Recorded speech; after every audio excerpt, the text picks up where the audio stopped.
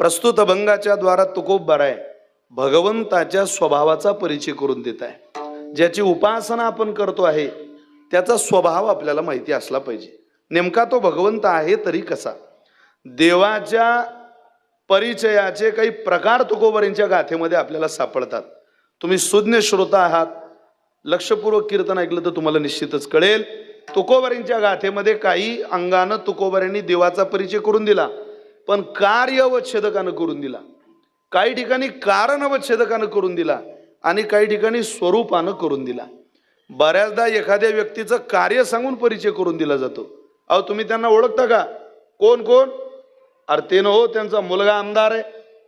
हा त्यांच्या मुलावरून बापाचा केलेला परिचय। परिचयच आहे कोणाचा?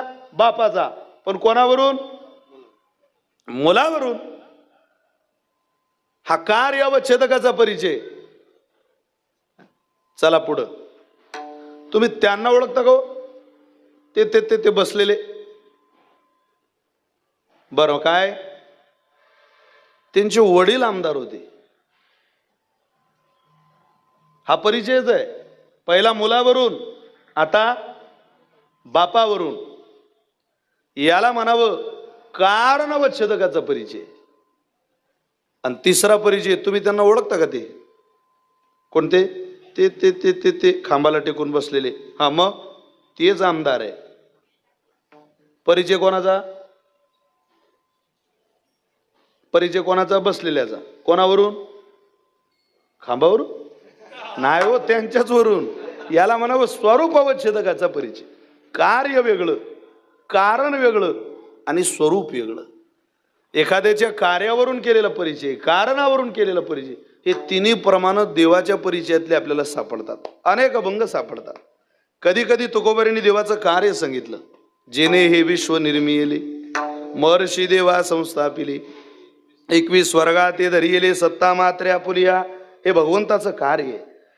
एखाद्या ठिकाणी कारण सांगितलं, जयापासून सकळ मही हे झाले, किंवा एकलेनी कंठेची म्हणून या येणे केली निर्माण 14 भुवने, हे कारणवच्छेदकातलं परिचय। हे वर्णन आहे भगवंताचं। कधी कार्यानं सांगतात, तर कधी कारणानं सांगतात, तर कधी स्वरूपानं सांगतात। कोणता हो परमात्मा? अहो तोच ना, आनंद द्वय नित्य निरामय, जे का निज देय योगियांचे, जे का निजदेय योगियांचे, ते हे समचरण साजिरे विटेवरी, पहा भीमातिरी विठ्ठल रूप। हा परिचय। जोपर्यंत भगवंताचा परिचय आपल्याला होत नाही तोपर्यंत त्याची यथायोग्य पूजा, यथायोग्य सेवा घडत नाही। मग तो कधी होईल? त्या परिचयाकरता मनुष्याला भागलं पाहिजे, मनुष्याला शिनलं पाहिजे। इथं तसा प्रत्येक जण भागलेलाच आहे आणि शिनलेलाच आहे। फक्त आपण आपलं भागणं वेगळ्या ठिकाणी चालू आहे आणि आपलं शिन्नही वेगळ्या ठिकाणी चालू आहे। जिथं आपण भागायला पाहिजे, सायासे करीसी प्रपंच दिननिसी, ज्ञानोबा बोलतात, हरिसी न भजसी कोण्या गुणी। जिथं थकायला पाहिजे तिथं माणूस थकत नाही, आणि जिथं तो थांबायला नको, थकायला नको, तिथं रात्रंदिवस मेहनत करतोय। अनेक उदाहरणं देता येतील। जुने कीर्तनकार उदाहरणं द्यायचे। जुन्या काळातला जावई सासरवाडीला निघाला म्हणे। बरं, आता पायी निघाला, दळणवळणाची साधनं नव्हती, पायी निघालेला, आणि पायी निघालेला जावई चिखलात फसला। किती फसला? उजवा पाय काढला तर डावा फसायचा, आणि डावा काढला तर उजवा फसायचा, इतका फसला। कायच करावं म्हणले का, बाहेरच पडता येत नाही। उजवा काढला तर डावा जातो, डावा काढला तर उजवा जातो, करू काय?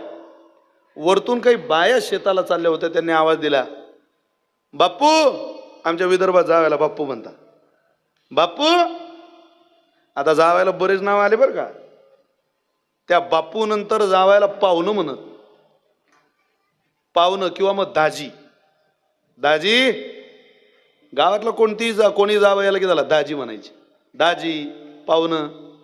आता ते नाव आलं जिजू, असं वाटतं एखाद्या उंदराचं नाव आहे ते काय मजबूत नाव कुठं वाटतं होते। दाजी म्हटलं प्रसन्न वाटतं माणसाला, जिजू काय? पण ते आता रूढी झाली, पद्धत झाली, परंपरा झाली। चला, ते म्हटले, ओ बाप्पू थांबा जरा, तुम्ही जेवढे जेवढे बाहेर निघण्याचा प्रयत्न करणार तेवढे तेवढे तुम्ही त्या चिखलात जास्त फसणार आहे. हातपाय हलवणं बंद करा, आम्ही तुम्हाला बाहेर काढतो. हातपाय हलवू नका. त्या बायाने हातपाय हलवायला नाही सांगता बरोबर हा बाबा उभा राहिला. कारण सुटायाचा काही करीतो उपाय, तो देखे पाय गोयले. तुकोबाराय बोलतात पाय फसणार आहे, आटापिटा केला की अडकणार आहे. त्या बायाने दोरखंड फेकलं आणि जावई बाहेर काढला चिखलाच्या. आता भरलेले कपडे घेऊन कोणी सासरवाडीत जाईन हो. सासरवाडीत गेल्याबरोबर काही बाया विहिरीवर पाणी भरत होत्या. तो म्हणे का आता एवढं अंगावर हे पाणी घेऊ, आपले कपडे बिपडे धुऊ आणि मग जाऊ सासरीच्या घरी.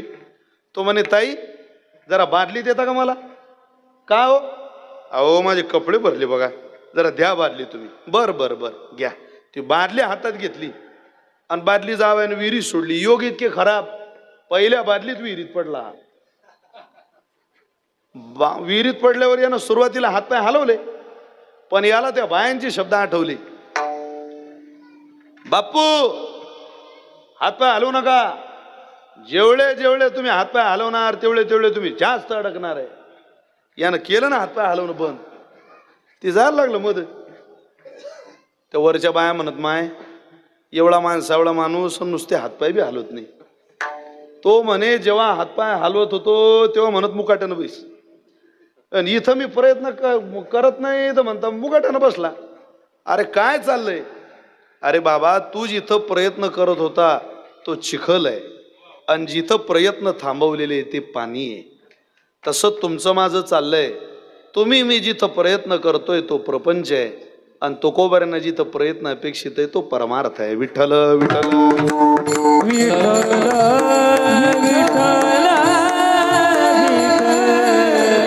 करीसी देवावीन आस, करीसी देवावीन आस.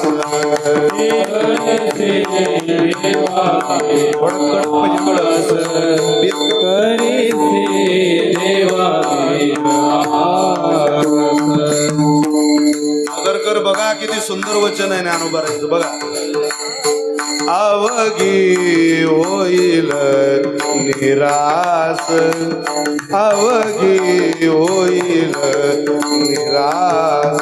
हे अवघी होईल निरास, अवघी होईल निरास. कृष्णा वाढवीचे बहुवस, कृष्णा वाढवीचे बहुवस. हे कृष्णा वाढविसी बहुवस, कृष्णा वाढविसी बहुवस. कधी सुखाशी न पवशी, सुखासी कधी दंबाचा सायास, न करे दंबाचा सायास. हे नगरी दंबाचा सायास, नगरी दंबाचा सायास. करिसी देवा विनाश, करिसी देवा विनाश, करसी देवा विनाश, करसी देवा विनाश. अवघी होईल निराश, अवघी होईल निराश. होईल निराश, होईल निराश. कृष्णा वाढविसी बहुवस, कृष्णा वाढविसी बहुवस. कृष्णा वाढविसी बहुवस, कृष्णा वाढविसी बहुवस. कधी सुखासी न पवसी, न करी दंबाचा सायास, न करी दंबाचा सायास. कधी सुखासी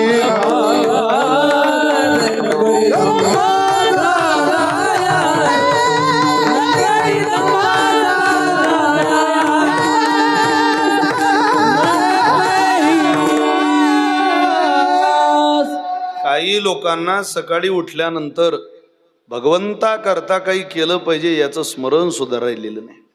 इतकं निष्ठुर जग झालं. ध्यान नाही महाराज माणसाला. स्मरण ते त्याचे त्याचे नाही, स्मरण ते त्याचे त्याचे नाही, स्मरण ते त्याचे त्यासी नाही, स्मरण ते त्याचे त्यासी नाही.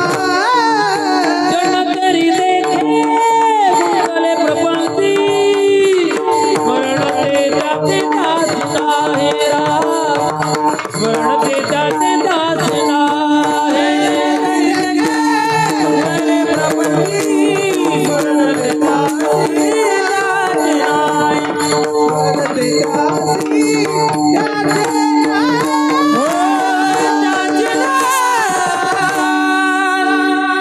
जन तरी देखे गुंतले प्रपंची माऊली तुकोबर आहे बोलतात. स्मरण तो त्याचे त्यासी नाही. काय अवघड आहे हो. लोक म्हणतात सहज तरुणोपाय होईल आमचा. काही लोकांच्या डोक्यात गैरसमज आहे. खूप पैसा मिळवला, खूप नोकरी चांगली मुलांना लागली, खूप चांगलं घर बांधलं, खूप चांगली गाडी घेतली की झालं जीवन पूर्ण. याच्या पलीकडं सुद्धा काहीतरी आयुष्य आहे. याच्या पलीकडं सुद्धा आयुष्य जगण्याकरता परमेश्वरानं आपल्याला इथं पाठवलेलं आहे. तुम्हाला मला गुलाबजाम खाताना जितका आनंद होतो ना, तितकाच आनंद डुकराला गावाबाहेरची घाण खाताना होतो. आनंदात फरक नसतो. आपण हे ठरवून घेतलं पाहिजे.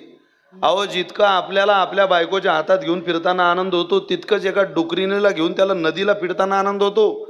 देह बदलला म्हणजे आनंद बदलत नसतो. सारखं आहे ते. कुत्रं झोपल्यावर जितकं समाधानी असतं तितके आपणही समाधानीच असतो ना. पहाट कोणाला उठावं वाटतं अंथरुणातून. म्हणून काय आपलं जीवन प्राण्यासारखं आहे. मग त्या प्राण्यात आणि आपल्यात फरक काय. एखादा गाईचा बच्च गोरा ज्या वेळेला आपल्या आईवरती उडी हाणतं त्यावेळेला त्याला कळत नाही ही माझी माय आहे. त्याचं भान आपल्याला आहे. मनुष्य देई जे ज्ञान अधिक जाण सर्वांशी. अरे वेड्या पक्षाला पाखराला प्राण्यांना कुठं पुण्य कळतं का. त्यांना पाप कळतं का. ज्याला पाप कळतं आणि ज्याला पुण्य कळतं त्याला भगवंताच्या दिशेनं जाता येईल. पशु काय पाप पुण्य जाणती, उत्तम मध्यम भोग भोगीती. त्यांना कळत नाही ते. ही माझी आई आहे, ही माझी बहीण आहे, ही माझी बायको आहे, ही भावना नाही त्यांच्याकडं. ही भावना परमेश्वरानं तुला दिली. तुला या सगळ्यांमध्ये राहायचंय आणि सगळ्यांमध्ये राहून तुला सद्गतीपर्यंत भगवंताशी नातं जोडायचंय. एका आनंदाला तुला स्पर्श करायचा आहे. तो आनंद तुझी वाट पाहतोय. जा. चांगल्या चांगल्यांच्या श्राद्धाला आपल्याला उपस्थिती द्यावी लागणार आहे. तशी एक दिवस तुझ्याही श्राद्धाला लोकांची उपस्थिती होणार आहे. मरण टाळता येत नाही, पण मरण सुधरवता जरूर येते. आणि ते मरण सुधरवण्याचा प्रयत्न म्हणजे उपासना आहे, प्रयत्न आहे. मरण सुधरवण्याकरता मनुष्याला परमार्थामध्ये खूप थकावं लागतं, भागावं लागतं, शिनावं लागतं. कायिक वाचिक आणि मानसिक तप ज्या मनुष्याच्या आयुष्यात घडलं त्याच्यावर भगवंत कृपा करतोच महाराज. देहाच्या भोकाच भागवत गेलो. किती दिवस याच्या चवी भागवायच्या. अहो, हा भाग म्हणजे तुकोबरे म्हटलं आम्ही केलेल्या भोगाचा त्याग. त्या त्यागानं सुद्धा मनुष्य भागतो. त्याग करणं सोपं नाही. दारू पिणाऱ्याच्या समोर बाटली ठेवायची आणि त्याला म्हणायचं दारू पिऊ नको. हा त्याग इतका कठीण आहे. मध्यम मध्यपाय सुभाषितकार बोलतात शक्य नाही. किती कठीण आहे. पुत्रो जनन्ने. एका आईच्या पुढून पोरगा बाजूला करणं जितकं कठीण आहे तितकं दारूवाल्या समोरून ती बाटली बाजूला करणं कठीण आहे. सोपं आहे ते. पुत्रो जनन्ने प्राणनाथंच पत्नी. एका बायकोचं आपल्या नवऱ्यावर जितकं प्रेम असतं तितकं प्रेम भोग भोगणाऱ्या भोगी माणसाचं त्या भोगावर असतं. यातना होतात त्याला. तसं तुकोबारे म्हटलं आम्हाला सगळं प्राप्त होतं पण आम्ही त्यागलं ते. आम्ही पडलो नाही त्यात. आणि आज आम्ही ठरवलं आपण भागायचं शिनायचं पण परमार्थिक साधन आहेत. मग त्याकरता आम्ही व्रत केलं, वारी केली, उपासना केली आणि त्या उपासनेमध्ये आम्हाला खूप शीन आला. चुकीच्या लोकांमध्ये जास्त शीन येतो माणसाला आणि योग्य लोकांमध्ये आलेला शीन सुद्धा आनंद देत असतो. चुकीच्या लोकांमध्ये खूप शिंतो आपण.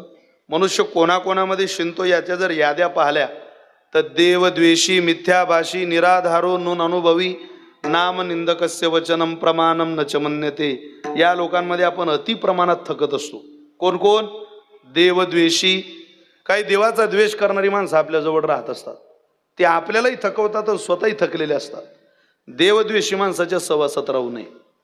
देवाचा द्वेष करणारा बाप होता, प्रल्हादानं सोडून दिला. देवाचा द्वेष करणारी आई होती, भरतानं सोडून दिली. आणि देवाचा द्वेष करणारा सक्का भाऊ होता, बिभीषणानं सोडून दिला. प्रल्हादे जनक बिभीषणे बंधू, राज्यमाता निंदू भरते केली. सोडून दिली. माय असली म्हणून काय झालं? अरे मोठ्या भावाचा द्वेष केला असता तर सहन केली असती, ठेवली असती घरात, आई म्हटलं असतं तिला. पण मोठ्या भावाचा नाही हो. अरे माझा मोठा भाऊ हा प्रत्यक्ष त्रैलोक्याचा मालक आहे राम, आणि त्या श्रीरामाचा द्वेष करते.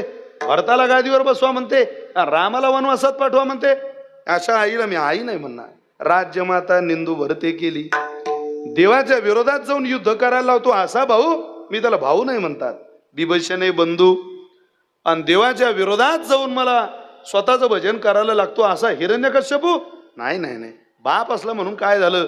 कयादू मातेच्या उपकाराने मी आयुष्य जगू शकतो, माझ्या बापाचे उपकार मी मानणार नाही. प्रल्हादे जनक बिभीषणे बंधू, सोडून दिले महाराज. देवाचा द्वेष करणारी माणसं जवळ वागू नये. इतकी निष्ठुर माणसं आहे जगात. देवाबद्दल कधीच आपल्याशी भेटताना बोलत नाही, कधीच नाही. तुम्हाला हे जे सोंग दिसतंय ना जगात, स्वतःच्या सद्गतीपासून चाललेलं. तुमची मुलं तुमचा वाढदिवस साजरा करता, तुम्ही तुमच्या बायकोचा करता, मी माझ्या बायकोचा करतो, माझी बायको माझा करते. काही नाही. या स्टेटसने, शुभेच्छांनी, लोकांच्या शुभेच्छाने काही आपल्या आयुष्यावर परिणाम होत असतो. अरे आयुर्विद्या यशोबलम. आयुष्य वाढायला, यश वाढायला भगवंताचा आशीर्वाद लागतो महाराज. मुक्ताबाईचा आशीर्वाद लागतो, ज्ञानोबारांचा आशीर्वाद लागतो. जिथं जिथं यश आहे तिथं परमात्म्याचा आशीर्वाद आहे. जिथं जिथं बल आहे तिथं भगवंताचा आशीर्वाद आहे. बलाशिवाय, यशाशिवाय देवाचं कर्तृत्व दिसत नाही. दुर्दैव आहे लोकांना परमात्म्याचं कृपा कळत नाही. असं वाटतं हे जगच करत आहे. रे हे काय करणार आहे? हे काय आपलं आहे का? बरं या लोकांनी शुभेच्छा दिल्या तर आपल्यावर काय परिणाम होणार आहे? आहे असा पोटी पैदा झालेला एखादा पोरगा की बापाजवळ आला आणि म्हटला, बाबा एक ज्ञानेश्वरीचं पारायण करू का तुमच्या वाढदिवसाला? करू का? एक चांगली ज्ञानोबारांच्या ज्ञानेश्वरीचं पारायण करतो, बरं वाटेल. आपल्या आजोबांनी हा 4-5 एकर जमिनीचा तुकडा दिला बाबा भरकाळीचा. आपल्या आजोबांच्या नावाने एक गाथेचं पारायण करू का तुकोबारांच्या? माझ्या आजोबाचं श्राद्ध आहे बाबा, मला वाटतं माझ्या जीवनात खूप चुक्या आहे, मी एखादं व्यसन सोडू का बाबा? एखाद्या व्यसनाचा त्याग करू का मी? आपल्या आजोबांना बरं वाटेल? असं कधी घडत नाही. जिथं तुम्ही प्रवास करताय तिथला प्रवासच मुळात नाटकातला आहे, अभिनयातला आहे. म्हणून वेळोवेळी संत महात्मे मायबापासारखे आपल्यावर उपकार करतात आणि आपल्याला जागवतात की तुमचा मृत्यू येणारच आहे आज न उद्या. काय कोण्या निमित्तानं येईल काही सांगता येत नाही. अचानक मृत्यू येतो. काल मी आलो त्यावेळेला मला रात्र झाली यायला आणि सांगितलं महाराज इथं जवळच एक तरुणा मुलगा, काय नाही थोडंसं निमित्त झालं पण मृत्यू आला, अपेंडिक्स फुटला, काय काहीतरी घटना ते सांगत होते रात्री. आश्चर्य आहे. काय मरायला महाराज या जगामध्ये जगणं कठीण आहे, मरण फार सोपं आहे. इतका मृत्यू सुलभ होऊन सुद्धा मनुष्य निष्ठुर आहे. भगवंताची कृपा त्याला जाणवत नाही, भगवंतावरती त्याचं प्रेम नाही. माणूस देवद्वेषी आहे, देवद्वेषी, मिथ्याभाषी, लटकवचन बोलणारी माणसं आहे, बिनकामाचं बोलणारी माणसं आहे. अहोरात्र प्रयत्न करताय, अहोरात्र बिनकामाचं बोलण्यामध्ये. अनंत वाचाळ बरळती बरळ. इतकं बोलता त्यातलं काही कामाचं नाही, कवळीचं कामाला येत नाही. मी म्हणतो जैसा आहे तैसा आहे, कशाला आव्हानायचं उगाच? तरी का देवदुरी आहे? हे मिथ्याभाषी माणसं जवळ राहिले की हे प्रपंचात भागवतात. आपल्याजवळ राहणारी माणसं इतकं असं वाटतं काय प्रेम आहे हो आपल्या घरचेच आपल्यावर. कशाचं काय हो? तुम्ही अन्न बंद करा घरी, तुम्ही अन्नाला महाग हो सांग. जोपर्यंत मनुष्य अन्न आणतो घरात तोपर्यंत घरातले म्हणतात अन्न आले अन्न आले अन्न आले. एकदा अन्न आणायची ताकद संपू द्या, अन्नाच अन्नाला महाग होतो, त्यालाच खायला कोणी देत नाही. एखादा इंद्रिय निकामी होऊ द्या, मग बघा परिवार काय असतो. डोळे जाऊ द्या, मग बघा परिवार काय असतो. कोणी तुम्हाला असं बोटाला धरून मंदिरापर्यंत नेणार नाही. हे उपकार नाही भगवंताचे. अरे ऑपरेशन करता हृदय सांभाळण्याकरता 4-4 लाख रुपये अर्ध्या तासाचे डॉक्टर घेतात. एखाद्या श्रीमंत सावकारानं म्हणावं किती झालं बिल, 4 लाख रुपये झालं. साहेब 4 लाख कमी करू का? नाही बिल तर बरोबर आहे. पण साहेब अर्धा तास हृदय सांभाळलं तर 4 लाख रुपये घेऊन राहिले. 52 वर्ष झाले माझ्या पांडुरंगानं माझं हृदय सांभाळलं, 1 रुपया घेतलं नाही हो. आणि या निष्ठुरानं कधी त्याचं स्मरण सुद्धा केलं नाही, कधी त्याची आठवणही काढली नाही. याला म्हणतात देवद्वेषी, मिथ्याभाषी. हे समीकरण जुळवायचं. काही देवाचे द्वेष करणारे आणि काही मिथ्या वचन बोलणारे. ते देवाचा द्वेष सुद्धा मिथ्या सांगतात. आमच्या भागात एकानं देव नाही या विषयावर भाषण केलं 2 तास. देव नाही देव नाही देव नाही देव नाही देव नाही 2 तास. लोक म्हणत काय बोलले हो तुम्ही? तो म्हणे देवाची कृपा. समजावं, हा यातला प्रकार आहे. खोटं कधी उघड पडेल सांगता येत नाही महाराज. नवरा मेल्यावर बायको म्हणते सोडा मला, जाऊ द्या मला, मी एकटी कशी राहू, जाऊ द्या मला त्यांच्यासोबत, मला इथं थांबायचंच नाही, त्यांच्या विना मी जगू कशी, सोडा मला. 4-5 बाया त्या बाईला धरून असतात. नाही नाही ताई सावरा, ठीक आहे, नाही सोडा मला. बरं मी म्हणतो खरंच सोडून पा जाते कधी, जाईन कोणी? अरे 1000 एखादी नाही ते खोटी ठरतील ना प्रमाण संतांचे. कवनाचे मायबाप कवनाचे गणगोत, मृगजळ व्रत जाईल लया. कशाचं काय हो, कोणी येतं? ये सब अपनी बात है, खुद का विषय है. भगवान के दरबार में जाना है. डोंगरे महाराज म्हणायचे जा तिथं जा, हे घेऊन जा. हे आपलं स्वतःच, दुसऱ्याचं काय चाललंय? लोकांना असं वाटतं श्राद्धाला गेलो की त्याच बाबांकरता कीर्तन आहे. अरे हे आपल्या करताय, त्यांचं झालं. आता त्या महात्म्यानं हे लोक 7 लाख परलोकाची यात्रा सुरू केली भगवंताच्या चरणावर. त्या महात्म्याचं तुम्हाला मला सांगणं आहे, यांच्यामध्ये भागू नका, शिनू नका, थकू नका. रात्रंदिवस भागला त्यांच्यात तरी हे तुम्हाला म्हातारपणात तुमचं म्हणणार नाही. पण ज्या जगनियंत्याला आपली दया येते त्याच्याकरता खूप कष्ट करा, त्याची उपासना करा. तो तुम्हाला एक दिवस पदराखाली घेतल्याशिवाय राहणार नाही. त्याच्यासारखी कृपाळू माय नाही विठाई सारखी. हो, विठाई वाचून कोण आहे? तुका म्हणे साई करील कृपेची विठाई, सावली देईल हो तुम्हाला. तुम्ही जा फक्त त्याच्याकडे. वा वा वा, आम्ही जायला तयार आहे महाराज. पण नेमका तो त्याच्याकडे गेल्यानंतर आम्हाला देईल काय? पहिल्यांदा तर त्याचा स्वभाव देण्याचा आहे. तो काय देतो हा नंतरचा भाग आहे, पण तो देणार आहे. जगात काही माणसं घेणारी आणि काही माणसं देणारी. त्यातला परमात्मा हा देणार आहे, त्यानं देत राहावं. आपण घेणारी माणसं आहे महाराज. इथं आपण कोणाला देऊ शकत नाही. द्यायचंय म्हटलं लोक अरे बापरे. अहो एखादी छोटी वस्तू जरी द्यायची म्हटली, तुकोबाऱ्यांचं उदाहरण आहे. दाणे कापे हात. खड्ड्यात पडलेला माणूस आहे आणि त्याला माणसं म्हणताय का हो खड्ड्यात पडले, तुम्हाला काही जगायचं नाही का? तो म्हणे वाचवा मला, बाहेर काढा. बरं बरं बरं बरं, द्या हात. सगळे उभे राहिलेले माणसं म्हणायचे द्या हात द्या हात द्या हात. पण खड्ड्यात पडलेला काही हात वरती देत नव्हतं. शेवटी त्याचा शेजारी आला आणि तो म्हणे का हो एक माणूस खड्ड्यात पडलेला, 50 जण तुम्ही उभे, तुम्हाला कळत नाही का एका माणसाला वाचवलं पाहिजे?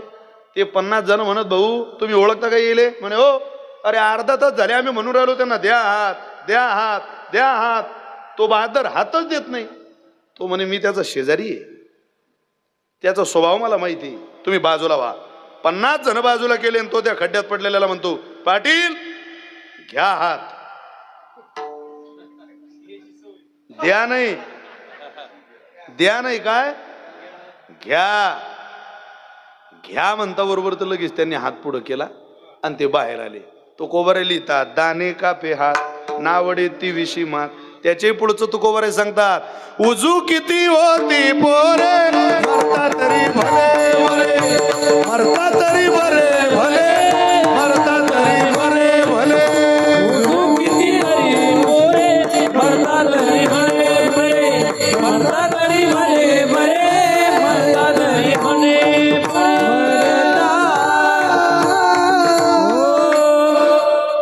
उजू किती होती पोरे मरता तरी बरे भले. किती पोरं झाले हे आणि या कोणाकोणाचे लग्न करू आता. बाप म्हणतो यातले 2-4 मेले तर बरं होईल. सांगा आता किती कठीण आहे. नवस करतो तो. हे पोरं मेले पाहिजे म्हणून नवस करतो. आता याच्यापेक्षा काही सीमा असू शकते. अहो मी एका ठिकाणी कंजूशीचं उदाहरण सांगत होतो. एका माणसाकडे म्हटलं इतकी श्रीमंती पण तो कंजूस आहे. किती श्रीमंती आहे त्याच्याकडे म्हटलं झाडून काढलं तर 2-3 हजार रुपयाचा पुंजा निघेल केर कचरा. एक जण उठवून उभा राहिला म्हणे महाराज त्याची कंजूशी जाऊ द्या पण त्याचा उकरडा आपल्याला दाखवा तुम्ही कुठे आहे. म्हणजे तरी याची दृष्टी त्याच्या धनावर आहे. अशी जगात माणसं आहे. ते उदाहरण सांगितलं जात नाही का. जुने कीर्तनकार सांगायचे नारळ आणायला मनुष्य दुकानात गेला आणि विचारलं गाव केवढ्याचा नारळ. म्हणे 10 रुपयाचा नारळ आहे. बापा बापा 10 रुपये. अरे 10 रुपये कमी झाले. मागच्या आठवड्यात 15 रुपयाचं नारळ होतं. आता मार्केट खाली आलं थोडं. अरे पण तरी 10 रुपये खूप झाले ना. देवालाच तर फोडायचंय. मग तो म्हणे ते काय माझ्या घरी बनवतो का मी. अरे देवाला फोड का कोणालाही फोड. 10 रुपयाचा नारळ आहे तुला पटलं तर घे. शेंडीहून आलो राव. बर बर बर. मग तुम्ही शेंडीतलीच दिसताय एकदम. तुम्ही काय आमचं ऐकणारी दिसत नाही. तुम्ही काम करा. तुम्हाला स्वस्तात नारळ पाहिजे का हो. तुम्ही जर इथून 4 किलोमीटर सिटीत जा. तुम्हाला चांगले मार्केटची दुकानं भेटतील. तिथं जर तुम्ही गेले तर तुम्ही नारळ मागा. तुम्हाला नारळ मिळेल. पैसे वाचतील. अरे म्हणे 8 रुपयाला नारळ. तिथं का हो हा तिथं गेला का म्हणे नारळ 8 रुपये. शेंडीहून आलो. येऊ द्या ना आले तर काय लाव बरोबर जरा. देवालाच तर फोडायचंय. अरे म्हणे भाऊ 8 रुपये खूप झाले. हा होलसेल रेट आहे 8चा. चिल्लर दुकानदार 10ला विकता. नाही नाही पण तरी बरोबर लावा. तो म्हणजे तुम्हाला नारळ स्वस्त पाहिजे का. म्हटले हो. तुम्ही एक काम करा असे मधल्या मार्गाने तुम्ही कल्याण गाठा नगर मार्गे. तिथं नारळ फार फार तर 5 रुपयात तुम्हाला नारळ भेटेल. 5 रुपयाला फक्त. अरे म्हणे 5 रुपये त्याचे कमी मिळू शकतो तुमचे योग चांगले असले तर. कल्याण गेला. चोपडाजी महाराज सांगायचे कल्याण मध्ये जाऊन विचारलं का नारळ केवढ्याचं. म्हणजे 5 रुपये. 5 रुपये. शेंडीहून आलो. लय लांबून आले. नारळाला चालते की काही काम होतं नारळच लावा जरा बरोबर. ते म्हणत भाऊ खूपच लांबून आले. काय अपेक्षा आहे तुमची. अहो फार स्वस्तात नारळ घ्यायचंय मला. मग आले नाही एवढ्या लांबून. जाणं रत्नागिरीत कोकणात सिंधुदुर्ग तिथं काय 1 रुपयाला नारळ. अरे म्हणे बाबा रुपयाला फक्त. मग तो 5 मध्ये 5 नारळ येतात तिथं. रत्नागिरी का नारळ रुपयाला. अरे शेंडीहून आलो. तो म्हणे तू अफगाणिस्तानहून आला असेल मला काय घेणं. नारळ 1 रुपयाला आहे पट्टाय का तुला.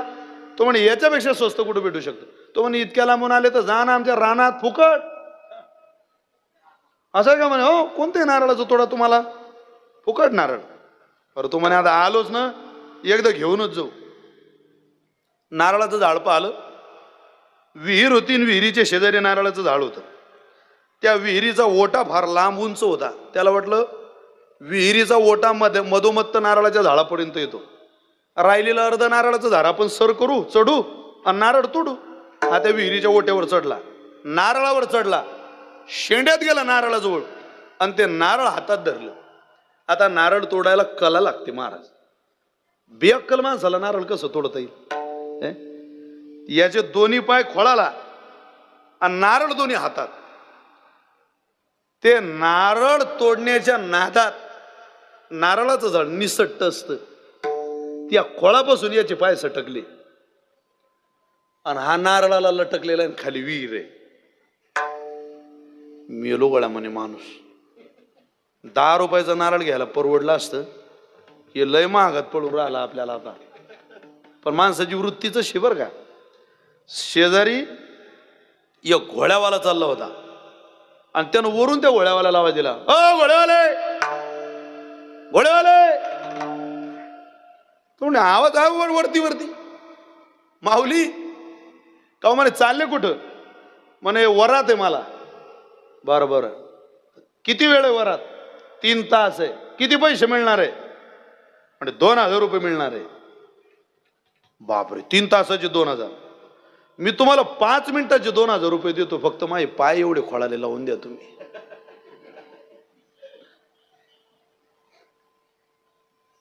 आता त्याला तोही हुशार होता. त्याला वाटलं आता 3000 रुपयाची 2000 रुपयाची तिकडं 3 तास वाट पाहिल्यापेक्षा याचे पाय लावून देऊ. त्याने घोडा बाजूला लावला, घोड्यावर उभा झाला, वरती गेला, ते धरलं त्याचे पाय हातात. त्याचे पाय फक्त खोळ्याला लावून द्यायचे होते. त्याचे पाय खोळ्याला लावणार, या खालच्याची पाय सटकले. घोडून तो वरती गेलेला होता ना खोळाजवळ. आता हा खालचा त्याच्या वरच्या पाय आला आणि वरचा नारळ आला. आता हा खालचा त्या वरच्याला म्हणतो, तुम्हाला किती देत होता? म्हणजे 2000. मी तुला 4 देतो म्हणे, फक्त तुला पाया पडतो, नारळ तोडू नको रे. जर नारळ तोडलं म्हणे तर मी विहिरीत जातो, तूही विहिरीत जाशील. महाराज म्हटले, घेण्याच्या वृत्तीपोटी, उदाहरण सामान्य पण त्यातला भाव इतका गोड सांगायचे सुपलाजी महाराज. घेण्याच्या वृत्तीपोटी मनुष्य मिळालेलं मौल्यवान दान करायला तयार होतो, पण घेण्याची वृत्ती सोडत नाही. मला मिळावं या प्रपंचाकडून याकरता माणसं मौल्यवान शरीर खर्च करतात. या जगाने मला माझं म्हणावं, मला इथं व्यावहारिक भौतिक सुख मिळावं याकरता माणसं मौल्यवान दान करतात. रात्रंदिवस अपार कष्ट करून माणसं झोपत सुद्धा नाही पैसा कमवण्याकरता, झोपत सुद्धा नाही. आणि झोप घेत नाही, शुगर बीपी सगळे आजार वाढून घेतात. मिळालेला पैसा, जे शरीर खर्च करून पैसा मिळवला तेच शरीर सांभाळण्याकरता खर्च करतात. अशी अवस्था आहे. म्हणजे 40-50 वर्ष जे शरीर त्रास देऊन, शरीराला त्रास देऊन पैसा कमवायचा, 50 वर्ष झाले की आपण खूप श्रीमंत होऊ. पण 50व्या वर्षात आलेला पैसा कसा करता वापरायचा? जे शरीर 50 वर्ष आपण खर्च केलं ते नीट करण्याकरता वापरायचा. ही वृत्ती माणसाची झालेली आहे. आणि रात्र दिवस हा भाग, हा शीन व्यवहार दशेतला आपला चाललेला आहे. तुकोबारे म्हटले, इथं भागूही नका, शिनूही नका. इथं जे भागले त्यांनी मौल्यवान दान केलं तेव्हा त्यांचा शीन संपला. मौल्यवान दान केल्याशिवाय इथला भाग आणि शीन संपत नाही. पण तुम्हाला एक ठिकाण असं सांगतो, जिथं तुमचा सहज शीन भाग जाईल असं ठिकाण कोणतं आहे? ते परमात्म्याचं ठिकाण आहे. काय मिळतं तिथं? भगवंत जे विनामूल्य आपल्याला देतो त्या दानाचं वर्णनच तुकोबारांनी सेवेला निवडलेल्या अभंगाच्या पहिल्या भागल्याचे तारू शिलाची सावली, भागल्याचे तारू शिलाची भागल्याचे तारू शिनल्याची सावली, भागल्याचे तारू शिनल्याची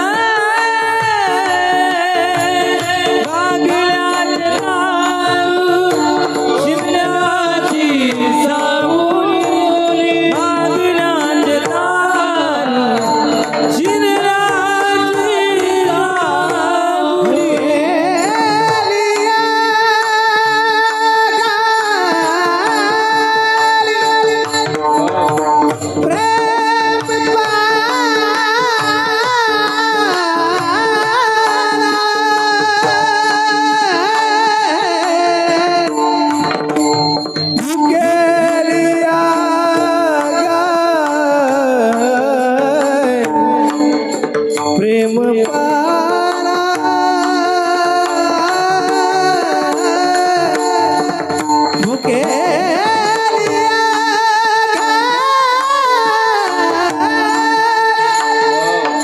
प्रेम पाना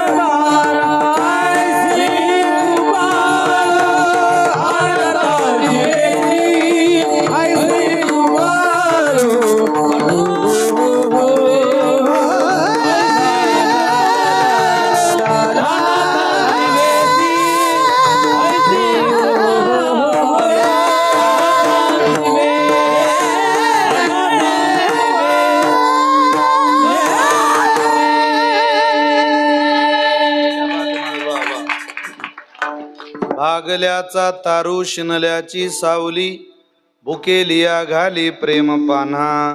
काय देतो होतो परमात्मा तुम्हाला आणि मला? कीर्तनात बसलेल्या प्रत्येक व्यक्तीने एवढं पहिलं चरण तरी घरी न्या.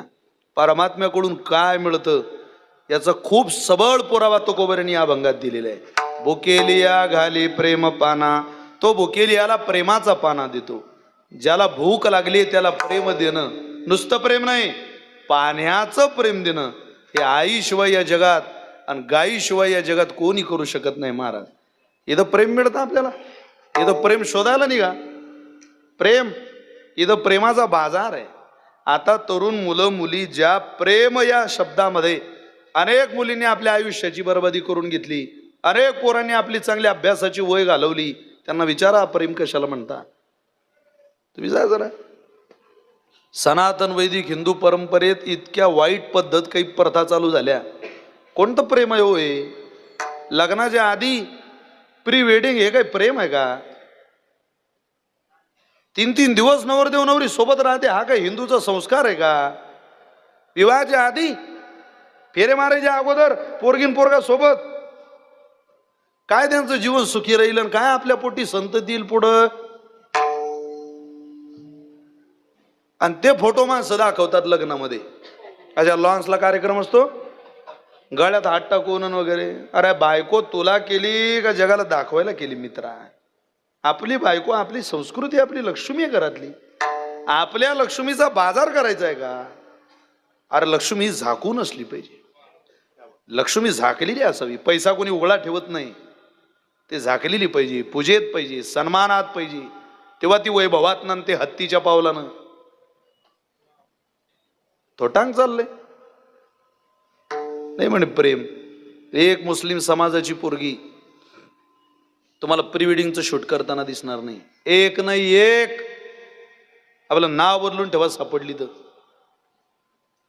एक पोरगी तुम्हाला पब मध्ये जाताना दिसणार नाही मुस्लिम समाजाची. व्यसनच करत नाहीत त्या पोरी. अरे पोरं कमी व्यसन करता नगरकर, इतके व्यसन पोरी करायला लागले. जा तुम्ही जरा पुण्यात मुंबईत जा, 11:30-12 वाजेला स्मोकिंग करणाऱ्या पोरींची रांग दिसेल तुम्हाला. दारू पिणाऱ्या पोरींची रांग दिसेल. हे लोकांना झोमतं हे कीर्तनात बोललं की. नाही नाही असं कसं. अरे सत्य, तुला राग आला ऐकू नको, हे खरं आहे. लेका पुन्हा म्हणजे काय फार लांब आहे का? तुझ्या वारं घरात घुसेल ना. घे ना गाथा ज्ञानेश्वरी हातात, जरा वाच. दे मुलीच्या शिकलेल्या पोरीच्या हातात. जबाबदार महिला तुम्ही महाराष्ट्रातल्या. 2 कांस्य पदकं दिली हो त्या भारताला त्या पोरीनं, मनू भाकर नावाच्या पोरीनं. किती दिसायला सुंदर आहे, सौंदर्य दिलं तिला. वडील म्हणायचे बाई तुला सिने चित्रपटात सृष्टीत जायचंय का? तू सुंदर आहे दिसायला, सहज तिकडे क्रांती करू शकते, करिअर करू शकते मॉडेलिंग मध्ये. केलं नाही त्या पोरीनं. ते म्हणे पप्पा मला मॉडेलिंग आवडत नाही. मग मला ऑलिम्पिक गाजवायचंय. विश्व जिथं ज्या खेळाकरता वाट पाहते खेळण्याची, मला एकदा त्या ऑलिम्पिकच्या स्पर्धेत जायचंय. त्या मनू भाकर नावाच्या पोरीने त्या स्पर्धेत भाग घेतला. योगायोगानं तिथपर्यंत ती गेली, प्रचंड कष्टाने गेली. आणि वयाच्या 22व्या वर्षात या भारत मातेच्या पदरात त्या तरण्या बांडपोरीनं 2 कांस्य पदकं घातली. त्यावेळेला तिला एका इलेक्ट्रिक मीडियाच्या संपादकानं प्रश्न विचारला, म्हणू इतकी सुंदर दिसायला, सहज एखादी नटी झाली असती, पण 2 कांस्य पदकं भारताच्या पदरात घातली, हे शक्य कसं झालं तुला? त्यावेळेला मनू भाकर नावाच्या पोरीने दिलेलं उत्तर आहे, माझ्या वडिलांनी माझ्या हातात श्रीमद भगवत गीता नावाचा ग्रंथ दिला ना, त्या गीता माऊलीचा मिळालेला प्रसाद. आपण कुठे आहे? म्हणून द्या तुमच्या मुला मुलींच्या हातात गाथा ज्ञानेश्वरी. नुसती कीर्तन ऐकू नका. खूप कीर्तन ऐकणं चालू आहे, खूप उपवास चालू आहे घरात, पण तुमचंच चालू आहे. तुमचं कुठं खूप पोरांकडे लक्ष आहे? कधीतरी बदला. थोडा अंतर्मुख होऊन मनुष्यानं बदल केला पाहिजे स्वतः. 9 दिवस नवरात्रीचे उपवास करणारी बाई रागानं सासूपोळ ताट लोटते. आता या बाईच्या पुण्याची गणना करा कोण नेमकी. काय फळ आहे हो त्याचं? नाटकात थोडीच चालतं इकडे. काही नाटक नाटक आहे. प्रेमाचं कोणी किती त्या बुलढाणा जिल्ह्यातल्या मलका बोताळा नावाच्या बस स्टँडवर मी 2 जोडपं पाहिलं. मी बस स्टँडवर बसलो होतो आणि एक नवीन जोडपं आला, हातावर मेहंदी बिंदी काढलेलं. ते एकदम ताज्या हंगामातल्या मेंद्या दिसल्या, त्याच्यामुळे मला लक्षात आलं की हे आताच झालेलं आहे. मी उठलो आणि मागच्या रांगेत येऊन बसलो. ते माझ्या जागेवर बसले तिथं. आणि तो मुलगा आणि ती मुलगी एकमेकांच्या डोळ्यात बघत होती. ती मुलगी त्या पोराला म्हणते, तुम्हाला माझ्या डोळ्यात काय दिसतं? आता सांगा बुवा, आता डोळ्यात काय दिसून दिसणार आहे? म्हणजे एकदम आश्चर्यचकितच प्रश्न आहे की नाही. सांगा तुम्हाला माझ्या डोळ्यात काय दिसतं? तो म्हणे, तो पोरे BA पुढचाच होता. तो म्हणे तुझ्या डोळ्यात मला सारं जग दिसून राहिलं. म्हटलं बापा रे, पुरं जग? मी त्याच्याजवळ गेलो, म्हटलं हे पा, बरं झालं तुम्हाला त्या डोळ्यात जग दिसून राहिलं. मी 1.5 तास झाली ST स्टँडवर बसला, अजून मग ST मध्ये दिसून नाही राहिली. त्या जगात मग ST कुठे दिसली तर पहा. म्हटलं बाबा, ना नीट कंट्रोलर साहेब सांगताय ना कोणी सांगताय, पण तुमच्या जगात जर आढळली कुठं तर सांगा. तेवढी नुसता बाजार आहे. अरे प्रेम नये सांगता बोलता दाविता, अनुभव चित्ता चित्त जाणे, प्रेमाला उपमाना हे देवा घरचे. नाथ महाराजांनी म्हटलं ना, प्रेम सुख दे, प्रेम सुख दे, प्रेम सुख दे, प्रेम सुख दे, प्रेम सुख दे, प्रेम सुख दे, प्रेम सुख दे, प्रेम सुख दे.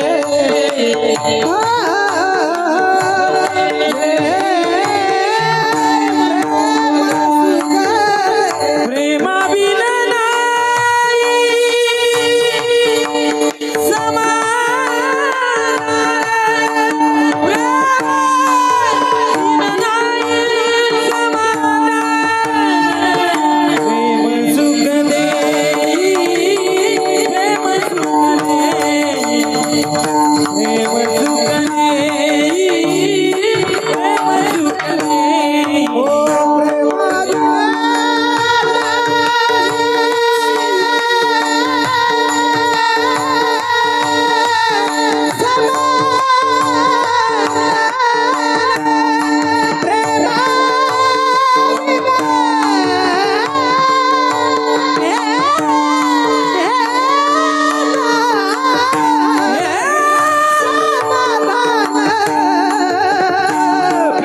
सुखले प्रेम सुखले प्रेम सुखले प्रेम सुखले